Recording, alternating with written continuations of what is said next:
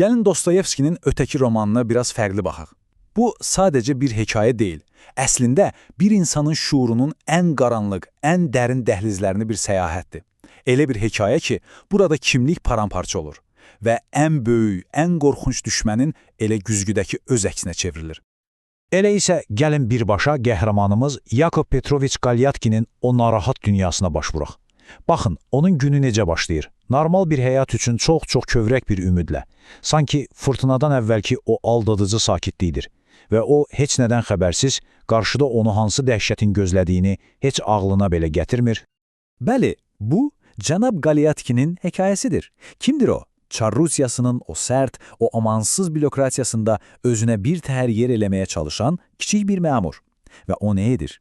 Bütün dünyanın görməsi üçün özünə diqqətlə bir maska hazırlayır. Amma bilirsiniz, problem nədir? Taxdığı o möhtəşəm maskanın arxası bomboşdur. Onun səhəri sanki uğurun diqqətlə səhnələşdirildiyi bir tamaşadır. Hər bir detal, hər bir hərəkət milimetr hesablanıb. Amma bir sual yaranır. Bu tamaşa əslində kimin üçündür? Özünü aldatmaq üçünmü?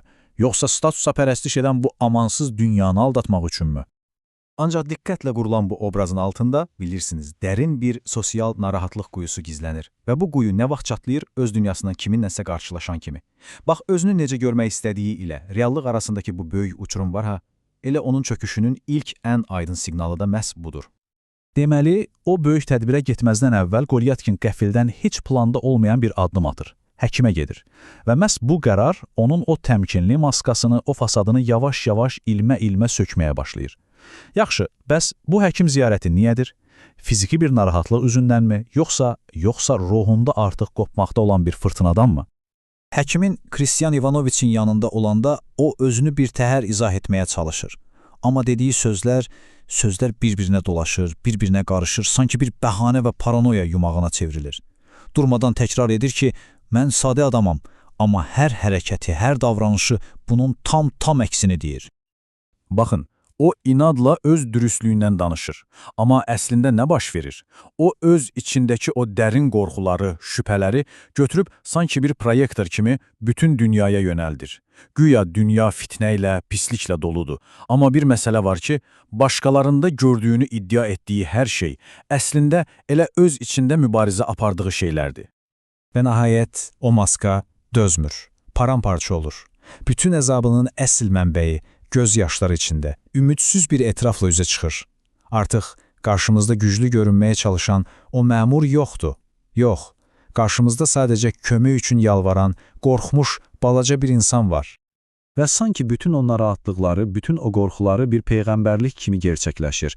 Nəhayət himayədarı Olsufi İvanoviçin evinə ad günü ziyafətinə gəlib çatır. Amma bir problem var. Burada onu heç kim gözləmir. Qapıda nökərlər onun qarşısını kəsir və kobud şəkildə geri qaytarırlar. Onun o möhtəşəm, o təntənəli giriş xəyalı var idi ha. Bax, elə qapının ağzındaca bir kabusa çevrilir. Bu onun üçün sosial reallıqla ən sərt, ən amansız toqquşma anıdır.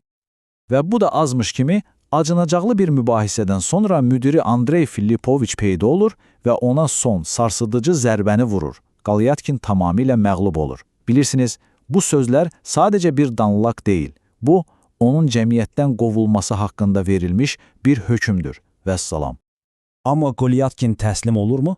Xeyr, o getmir. Əksinə, gedib saatlarla o soyuq, o qaranlıq arxa pilləkəndə gizlənir. Nəyi gözləyir? İçəri sızmaq üçün bircə fürsət. Bu, artıq məntiq deyil. Bu, təslim olmaq istəməyən bir şuurun son, ümidsiz çırpıntılarıdır.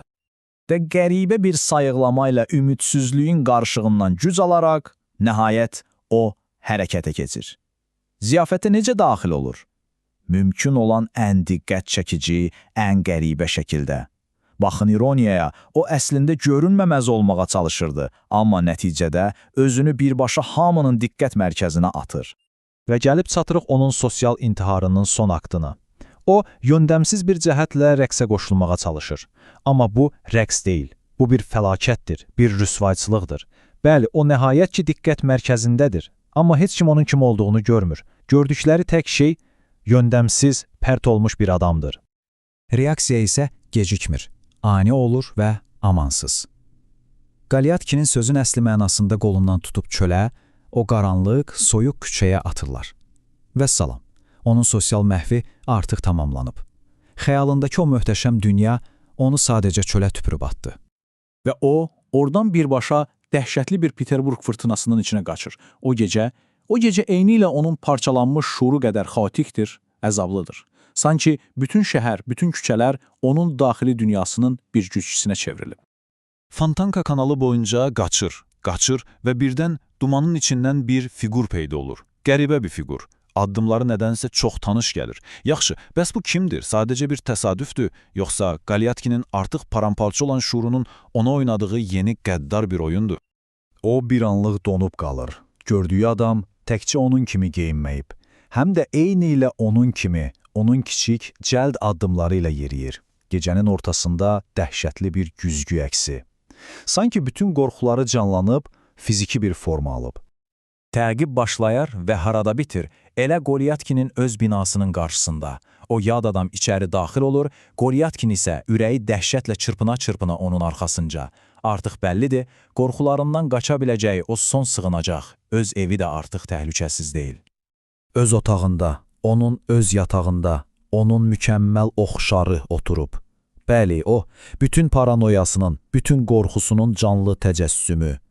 İndiyə qədər mübariz apardığı o naməlum düşmən artıq onunla eyni otaqdadır.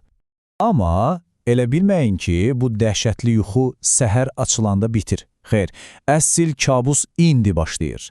Ertəsi gün iş yerində Golyatkinin ən dərin, ən böyük qorxusu soyuq, danılmaz bir reallığa çevrilir. Onun oxşarı, onun düşməni artıq təkcə onun şuurunu işğal etməyib. İndi o Golyatkinin həyatını, işini, hər şeyini öz də elə onun gözləri qarşısında ələ keçirməyə başlayır. Artıq döyüş daxildə deyil, xaricdədir və Golyatkin bu döyüşdə tamamilə təkdir. Golyatkinin hekayəsi əslində bizi çox dəhşətli bir sualla öz-üzə qoyur. Bəs sizin mübarizə apardığınız o ən böyük düşmən güzgüdəki öz əksinizə çevriləndə nə baş verir? Bax, bu Dostoyevskinin bizə ünvanladığı və cavabı bəlkə də hər birimizi dərindən narahat edə biləcək o böyük sualdır.